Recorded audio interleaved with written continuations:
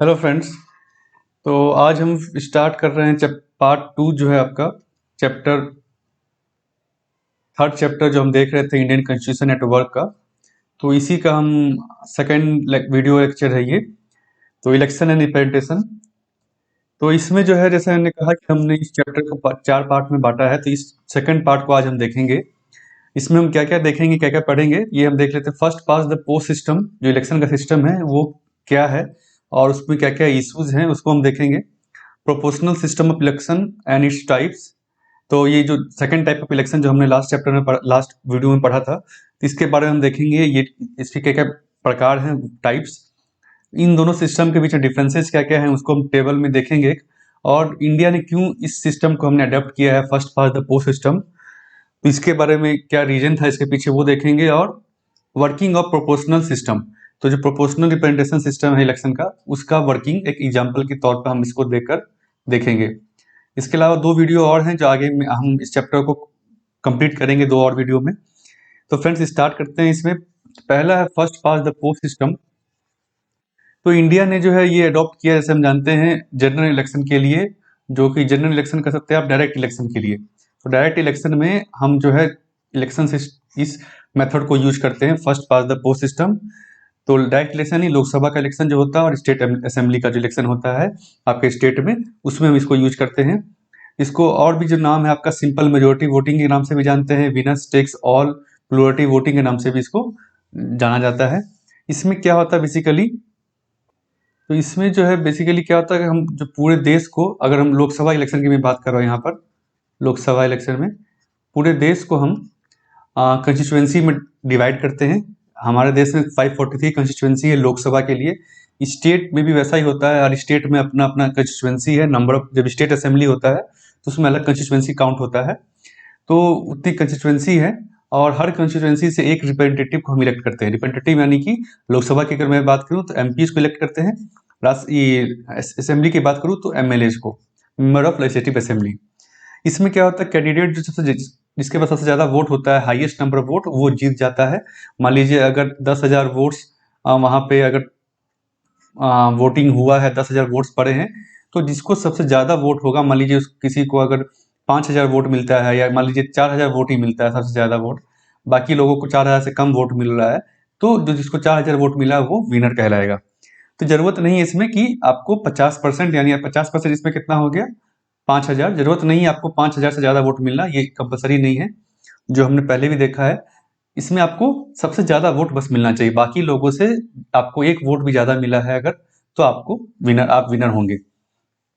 No minimum threshold limit, कोई minimum limit नहीं है कि भैया आपको 50% वोट लाना ही है या 40% वोट लाना है, तो इसमें आप कितना ही वोट ला सकते हैं। और winning candidate need not secure majority, majority secure करने की जरूरत नहीं, मतलब 50% मेजोरिटी मतलब हो गया 50% वोट सिक्योर करने की जरूरत नहीं है आपको। आप अगर 10% वोट भी आपको मिला है, लेकिन बाकी सभी लोगों को 10% से कम वोट मिला है, 9% मिला है, तो उस केस में आप विनर होंगे। तो ये बेसिकली मोटा मोटी first part the post system है समझने के लिए। तो इसमें जो इशू क्या क्या है, इसमें क्या क्या इसमें डिफिशियंसी है, अगर हम कहें डिमेरिट की बात करूं मैं अगर, तो जो लूजिंग कैंडिडेट्स होते हैं, क्योंकि एक कंस्टिट्यूएंसी में एक विनर होगा, बाकी जो जितने भी कंटेस्ट कर रहे हैं वो सारे लूज करेंगे, तो उनको जो वोट मिलता है, जैसे कि कुछ लोगों ने उनको ही वोट किया होगा, बहुत सारे लोगों ने, तो उनका वोट एक तरह से वेस्ट हो जाता है। मतलब कि उन लोगों का कोई भी प्रतिनिधित्व नहीं है, उन्होंने जिस कैंडिडेट को, जिस पार्टी को वोट किया, वो आदमी जीत नहीं पाया और कोई दूसरा आदमी जीता, तो वो वेस्ट एक तरह से वोट हो जाता है। प्रोपोर्शनल सिस्टम में क्या होता है कि जितना वोट जिस जिस पार्टी को मिला है, उसके प्रोपोर्शन में उसको सीट मिलती है। इसमें क्या, किसी का वोट वेस्ट नहीं होता है। तो मान लीजिए अगर 10% लोगों ने ही किसी एक पार्टी को वोट किया है, तो 10% ही उस पार्टी को सीट मिलेगी, लेकिन आपका जो प्रतिनिधि है, आप जिसको चुनना चाहते हैं, एटलीस्ट वो 10% सीट को तो रिप्रेजेंट कर रहा है। ये आपको वोटर को या सिटीजन को एक मिलता है कि भाई हमने जिसको वोट किया है वो 10% सीट पे वो रिप्रेजेंट कर रहा है देश को, 10% जो है लोकसभा में, राज्यसभा में वो रिप्रेजेंट कर रहा है। यहाँ पे ऐसा नहीं है। स्मॉलर पार्टी जो छोटी पार्टियां हैं, जिसका की वोट बेस बड़ा नहीं है, ज्यादा लोग उस पर नहीं ट्रस्ट करते हैं, तो स्पेसिफिक ग्रुप को रिप्रेजेंट करता है, तो उस केस में उसको चांस ऑफ विनिंग जो है बहुत कम रहता है। ओके, अगर उस कंस्टिट्यूएंसी में उस पार्टी का वोट बेस नहीं है, तो जनरली आप समझ लीजिए उसको वोट तो कुछ आएंगे लेकिन वो जीत नहीं पाएगा। तो इसमें मतलब इसका और can mean the dominant social group and caste can mean everywhere. तो ये भी एक मतलब निकाल सकते हैं आप, जो एक इशू है इसके साथ, कि भाई जो डोमिनेंट ग्रुप है वो हो सकता है कि हर जगह हर जीते हर कंस्टिट्यूएंसी में, क्योंकि उसका डोमिनेंट ग्रुप है, तो जो उसकी मेजोरिटी है, जो वोट बेस है उसका, वो ज़्यादा जगह पे उसको मिलेगा, ज़्यादा वोट उसको मिलेंगे। हर कंस्टिट्यूएंसी में हो सकता है उसका वोट बेस हो, क्योंकि डोमिनेंट ग्रुप है अगर है उस एरिया का या उस स्टेट का, तो उसको हर कंस्टिट्यूएंसी में उसको अच्छे वोट मिलेंगे और वो हर कंस्टिट्यूएंसी में जीतेगा। एक तरह से मेजोरिटी जो पार्टी होगी वही होगी। अब हम बात करते हैं दूसरा जो सिस्टम है प्रोपोर्शनल रिप्रेजेंटेशन। इसमें क्या है भाई, प्रोपोर्शन, जैसा कि आप नाम से समझ सकते हैं, जितना प्रोपोर्शन आपको वोट मिलेगा उतना प्रोपोर्शन की ही आपको सीट मिलेगी। तो एक परसेंटेज आपने पढ़ा होगा मैथमेटिक्स में, रेशियो एंड प्रोपोर्शन। तो जितना जिसका प्रोपोर्शन है उतनी ही आपको सीट मिलेगी। तो इसमें हम बेसिकली इसको दो कैटेगरी में बांट सकते हैं, लिस्ट सिस्टम और सिंगल ट्रांसफरेबल वोट सिस्टम। तो दोनों में ही क्या होता है बेसिकली, पार्टी को जो वोटर हैं या जो नागरिक है वहाँ के, वो जो वोट करने जाते हैं वो बेसिकली पार्टी को चूज करते हैं, कैंडिडेट को जनरली चूज नहीं करते हैं। उनके पास वोटर लिस्ट, एक बैलेट पेपर जो होता है, उसमें पार्टी का नाम होता है, पार्टी 1, पार्टी 2। जनरली ऐसा नहीं है, हर जगह यहाँ पे डिफरेंट सिस्टम यूज होता है, बहुत जगह पे जो है कैंडिडेट का भी नाम हो सकता है। तो जो जनरल है, इंडिया में तो नहीं है लेकिन बाकी देशों में जो जनरली है, वो देखा गया है कि पार्टी का नाम होगा, आपको एज ए वोटर किसी एक पार्टी को प्रेफरेंस देना होगा। भाई ठीक है, इसको पहला प्रेफरेंस देते हैं, इसको हम सॉरी प्रेफरेंस बोल रहे हैं, इसको मैं वोट देता हूँ। इसमें क्या है, तो जितने भी उसके बाद जिस पार्टी को जितना परसेंटेज वोट मिलेगा, जब बाद में काउंटिंग होगी, उस हिसाब से जो लोकसभा या वहाँ का जो भी पार्लियामेंट है, पार्लियामेंट जो है वहाँ का, जिस नाम से भी पुकार, वहाँ पार्लियामेंट का अलग नाम होगा, तो उस वहाँ पे उनको उतनी परसेंटेज की सीट मिलेगी। अगर मान ली किसी पार्टी को 15% अगर वोट मिला है टोटल, तो उसको 15% सीट मिलेगी। अगर 100 सीट की पार्लियामेंट है तो उसको 15 सीट उस पार्टी को मिलेगी। अब उस पार्टी पे डिपेंडेंट है पूरा कि वो किस कैंडिडेट को वहाँ पे उस मेंबर बनाती है। वो अपने किसी कैंडिडेट को, अपने किसी मेंबर को, जो उनका पार्टी का मेंबर है, उसको उस सीट को देगी एज एमपी या एमएलए, जो भी वहाँ कहते हैं। तो ये पूरा पूरा सिस्टम है। तो लिस्ट सिस्टम की अगर मैं बात करूँ तो इसके भी दो वेरिएंट है। दो वेरिएंट क्या है, एक तो सिंगल कंस्टिट्यूएंसी, दूसरा मल्टी मेंबर कंस्टिट्यूएंसी। मतलब इसमें क्या होगा कि पूरे देश को हमने एक कंस्टिट्यूएंसी मान लिया सिंगल कंस्टिट्यूएंसी में। ये आपको इजराइल में दिख जाएगा, नीदरलैंड के इलेक्शन में।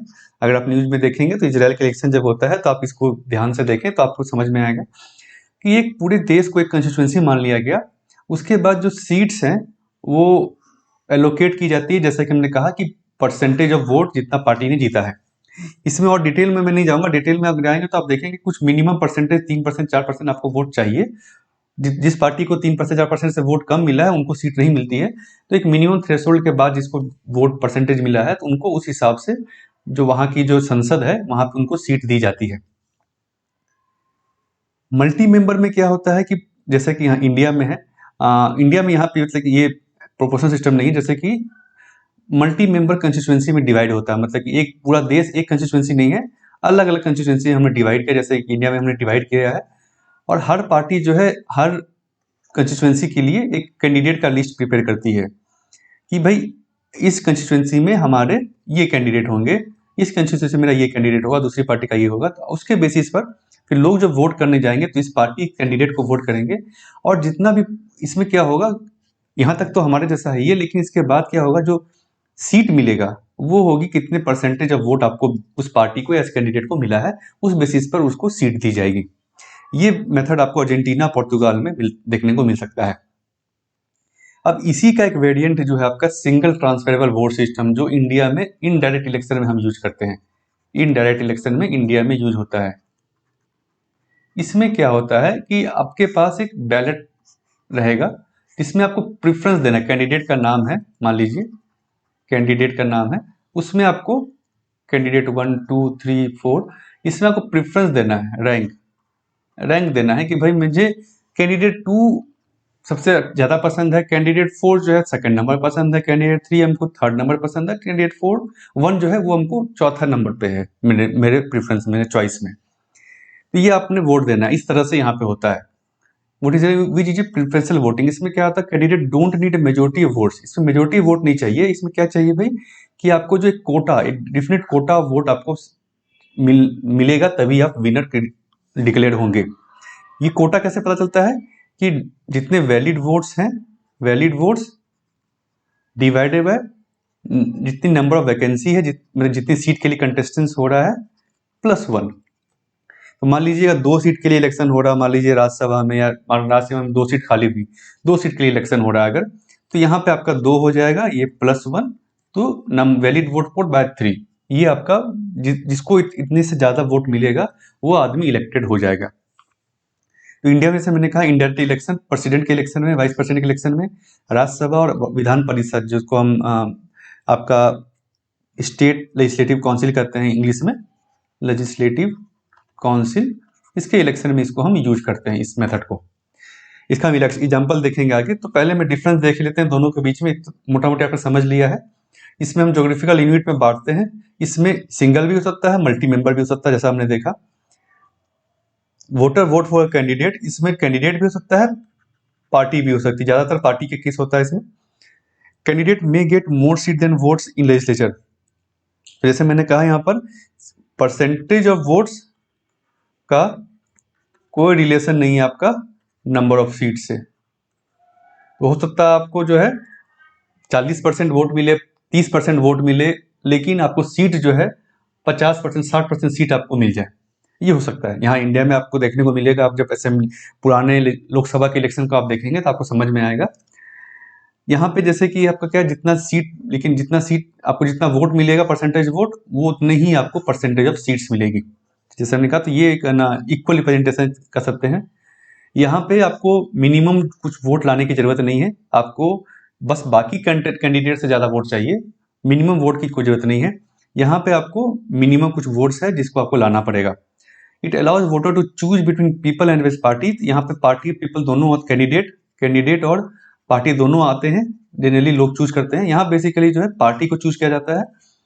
पार्टी है अपना इंटरनली कैंडिडेट को चूज करती है। तो एक तरह से कैंडिडेट से आपका रिलेशन नहीं होता है। एक तरह से डिमेरिट है यहाँ पर कि भाई आप जो है, आपका नेता कौन होगा, स्पेशली पर्सन कौन होगा, उस पर्सन को आप नहीं जानते। हो सकता है वो क्रिमिनल बैकग्राउंड से हो, वो उतना पढ़ा लिखा ना हो, या कैसा हो, ये पार्टी चूज करेगी आपके बिहाफ पे। अब उसके आगे जो है आपका मोड स्टेबिलिटी। यहाँ पे जो फर्स्ट पास्ट पोस्ट सिस्टम में स्टेबिलिटी ज्यादा होती है। क्यों ऐसा? क्योंकि ज्यादातर केसेज में यहाँ मेजोरिटी की सरकार आती है। जो भी पार्टी में जीतती है उसके पास मेजोरिटी ऑफ वोट्स रहता है। तो 5 साल, जैसे कि इंडिया के केस है, 5 साल वो सरकार चला सकती है। यहाँ पे ऐसा नहीं होता, क्योंकि मान लीजिए आप देखेंगे इंडिया के केस में ही, अगर लोकसभा का इलेक्शन, तो बहुत सारी पार्टी को 30%, 40% सीट मिलता है। जो विनिंग पार्टी, जो मेजोरिटी पार्टी होती है, जो गवर्नमेंट में होती है, उसको 30%, 40% ही वोट मिलते हैं। तो अगर ऐसा होगा तो उसको हर समय जो है 50% वोट के लिए, 50% सीट के लिए उसको हर बार कोलिशन गवर्नमेंट फॉर्म करना होगा। तो वो हर बार अनस्टेबल गवर्नमेंट होगी, एक तरह से कोलिशन गवर्नमेंट होगी, अनस्टेबल गवर्नमेंट होगी। तो ये यहाँ इसमें ऐसा देखने को नहीं मिलता है।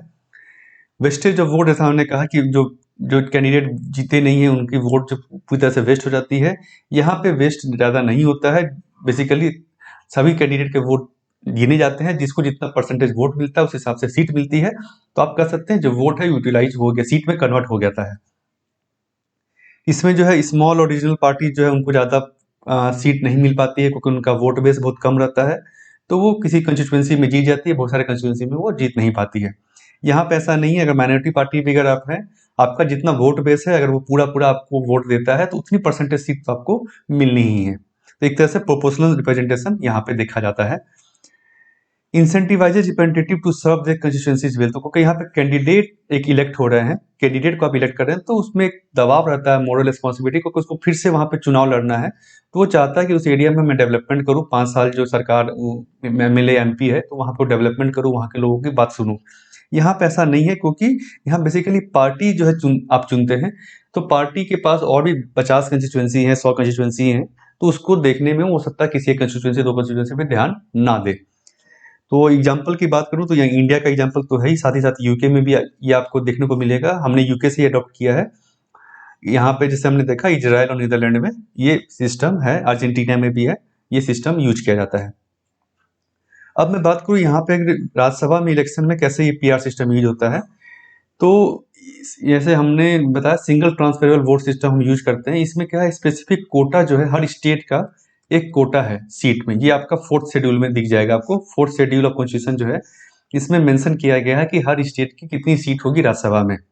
ये शुरू से डिफाइन, ये चेंज होता रहता है पॉपुलेशन के बेसिस पर, बहुत बार चेंज भी होता है, लेकिन अभी 20-30 साल से इसको चेंज नहीं किया गया है पॉपुलेशन कंट्रोल करने, ये हम आगे के चैप्टर में पढ़ेंगे। तो फोर्थ शेड्यूल में बेसिकली हर स्टेट का कितनी कितनी सीटें होंगी वो बताया गया है। अब जो वोटर कौन होंगे भाई, यहाँ पे वोटर एमएलएज होते हैं, इलेक्टेड एमएलएज ऑफ असेंबली। तो असेंबली के जो इलेक्टेड एमएलएज होते हैं वो इसमें वोट करते हैं, इलेक्टेड एमएलए, नॉमिनेटेड नहीं। तो इलेक्टेड एमएलए इसमें वोट करेंगे भाई। अब आता है कि कैंडिडेट कैसे जीतेगा। तो इस वोटिंग जो होती है, आपको एक बैलेट दिया जाएगा जिसमें आपको कैंडिडेट को रैंक करना होगा। मान लीजिए एक राज्यसभा की सीट है, उसके लिए 4 कैंडिडेट खड़े हुए हैं, तो 4 बैलेट पेपर जो आपको मिलेगा उसमें 4 कैंडिडेट का नाम होगा और आपको यहाँ प्रेफरेंस देने को कहा जाएगा, रैंक देने को कहा जाएगा, और आपको उसको रैंक देना है कि first, second, third, fourth, 4 rank देना है आपको। तो जीतने के लिए यहाँ पे क्या है कि भाई आपको मिनिमम जो वोट, जैसे हमने कहा कोटा ऑफ वोट जो आपको जीतना होगा, वो कोटा क्या होगा, valid votes divided by vacancy candidate to be elected +1। यानी यहाँ पे अगर एक सीट है जितना, तो 1 + 1, इतना से आपको एटलीस्ट एक वोट ज़्यादा, आपको कोटा से आपको वोट एक ज़्यादा चाहिए आपको जीतने के लिए। जिसको इतना मिल जाएगा वो जीत जाएगा। तो ये है पूरा प्रक्रिया। तो इसको अगर मैं देखूँ यहाँ पर, ये देखिए आप, तो यहाँ पे अगर मैं देखूँ तो ये एक बैलेट पेपर है, यहाँ पे 3 कैंडिडेट हैं। आपको प्रेफरेंस देना होता है कि पहला इसे इन्होंने इसको प्रेफरेंस दिया, सेकंड प्रेफरेंस इसको दिया, थर्ड प्रेफरेंस इसको दिया। अब काउंटिंग कैसे होगी, तो पहले क्या होता है, जितने भी सारे बैलेट पेपर, जितने भी ये पेपर है, इसको लिया जाता है और हर कैंडिडेट का पहला प्रेफरेंस काउंट होता है। तो मान लीजिए मोहम्मद इकबाल को 10 लोगों ने पहला प्रेफरेंस दिया है, तो इनको, इनके आगे में 10 काउंट आ जाएगा। राकेश कुमार को मान लीजिए 15 लोगों ने दिया है वोटिंग। नरसिंह यादव को मान लीजिए 12 लोगों ने वोट दिया है। अब क्या होगा, क्योंकि सीट एक है, तो लूजिंग, अगर किसी ने भी कोटा पार नहीं किया तो लूजिंग कैंडिडेट जो है इसको हटा दिया जाएगा और इनके बैलेट पेपर में जो सेकंड प्रेफरेंस है, जैसे यहाँ पे सेकंड प्रेफरेंस इसको राकेश यादव को, तो ये वोट इनके खाते में चला जाएगा। 10 में से ये जो एक वोट इनके खाते में चला जाएगा। उसी तरह अगले बैलेट को देखा जाएगा, अगले बैलेट को देखा जाएगा। तो जो सेकंड प्रेफरेंस कैंडिडेट जो है, उनका जो प्रेफरेंस है वो दूसरे को, जिनको सेकंड प्रेफरेंस मिला है उनको वोट वो चला जाएगा। इसी तरह से काउंटिंग चलती रहती है जब तक कि कोई विनर डिक्लेयर नहीं हो। तो ये थोड़ा कॉम्प्लेक्स प्रोसेस है, इसीलिए इसको डायरेक्ट इलेक्शन में हमने यूज नहीं किया गवर्नमेंट इंडिया में, क्योंकि बहुत ही कॉम्प्लेक्स है, समझने के लिए बहुत ही लोगों को ना इंटेलिजेंट होना होगा, एक तो समझना होगा, समझाना होगा, जो पॉसिबल नहीं है इंडिया के केस में। तो तो इसमें क्यों इंडिया ने अडॉप्ट किया first pass the post system direct election के लिए, क्योंकि स्ट्रेट फॉरवर्ड सिस्टम था और इजी टू अंडरस्टैंड, जैसे समझने में आसान है। भाई हमने एक को वोट किया, वो उसको सबसे ज़्यादा वोट मिला तो वो जीत जाएगा, सीधा सिंपल। इलेक्शन सिस्टम सिंपल था समझने के लिए, कॉमन वोटर्स उस समय को, कि आज़ादी के समय ऐसे भी बहुत लिटरेसी हमारे यहाँ बहुत कम थी, आज भी लिटरेसी उतनी अच्छी नहीं है बहुत सारे स्टेट्स में। तो ये किसी भी वोटर को समझने के लिए आसान है। तो क्लियर, वोटर के सामने चॉइस क्लियर होती है, भाई ये कैंडिडेट आपके सामने जो आपको दिख रहा है, जो आपके यहाँ वोट मांगने आया है, प्रचार में आप देखते हैं उसको, भाषण में देखते हैं, उसकी पार्टी को आप देख रहे हैं, तो एक क्लियर चॉइस उसके पास प्रेजेंटेड है, भाई ये वोटर खड़े हैं, इनको इनको लड़ना है। तो सिंपली उनको एक कैंडिडेट को चूज करना है। भाई पार्टी को अगर वो नहीं भी जानते हैं तो ठीक है, कैंडिडेट को ही चूज कर लिया। अगर वो पार्टी से ज़्यादा उनको लगाव है तो उस पार्टी का कोई भी कैंडिडेट हो वो पार्टी को चूज कर लिया, तो क्लियर चॉइस उनके पास होती है। Direct relationship between members of assembly, legislature and local constituency, तो एक डायरेक्ट रिलेशनशिप है, क्योंकि वो कैंडिडेट जो वहाँ जाकर उसने चुनाव प्रचार किया है, लोगों से वो मिला है, वहाँ पे लोग उसको जानते हैं, और क्योंकि उसे फिर से चुन के आना है तो एक तरह से वहाँ पे काम करना चाहता है, वहाँ पे वो जाएगा, मीटिंग करेगा, लोगों की परेशानी सुने, तो एक डायरेक्ट रिलेशनशिप बनता है। तो वोटर को भी पता है उनका चेहरा को, कि वो उनके वोट मांगने आया है, भाषण दिया उन्होंने, तो एक डायरेक्ट रिलेशनशिप भी बनता है। System also discourage political party that get all there votes only from one cast community. सिर्फ एक कास्ट कम्युनिटी से अगर किसी का वोट आता है, कोई पार्टी उस पर खड़ी है, अगर जातिवाद पे खड़ी है, तो उसको वोट जीतना मुश्किल हो जाएगा, क्योंकि एक कंस्टिट्यूंसी में जरूरी नहीं, एक कंस्टिट्यूंसी में हो सकता है आप जीत भी जाए, दूसरे कंस्टिट्यूंसी में आपको वो कास्ट का, उस कास्ट और उस जो कम्युनिटी है, हो सकता है उतनी उसका वोट नहीं, वोटर नहीं हो, तो उस कंस्टिट्यूंसी में जितना आपके लिए मुश्किल होगा। तो आपको क्या है कि हर कम्युनिटी को आपको साथ लेकर चलना होगा। तो मेन पीआर सिस्टम जो है वो may not be suitable for giving stable government. जैसे हमने देखा कि स्टेबल गवर्नमेंट जो है प्रोपोर्शनल सिस्टम में मिलना मुश्किल है, क्योंकि वहाँ जो है कोलिशन गवर्नमेंट ज़्यादा बनने का चांसेज है। इंडिया के केस में अगर हम देखें तो पीआर सिस्टम अगर हम अपनाते हैं तो क्या होता है, हर कम्युनिटी अपनी अपनी जो है एक पार्टी बना लेती है और उसको उतने परसेंटेज ऑफ वोट मिलते हैं, तो इससे कोलिशन गवर्नमेंट ही बनता रहता है, स्टेबल गवर्नमेंट नहीं मिलता, एक कम्युनल फीलिंग्स ही आती। इसीलिए हमने first past the post system अपनाया है। तो फ्रेंड्स ये था आज का ना सेकंड वीडियो आपका चैप्टर 3 को लेकर के। अगर आपको वीडियो अच्छा लगा जरूर लाइक करें और शेयर करें अपने फ्रेंड्स के साथ, और इस चैनल को जरूर सब्सक्राइब करें ताकि कोई भी वीडियो आप मिस नहीं करें, और बेल आइकन जरूर दबाएं। Thank you friends.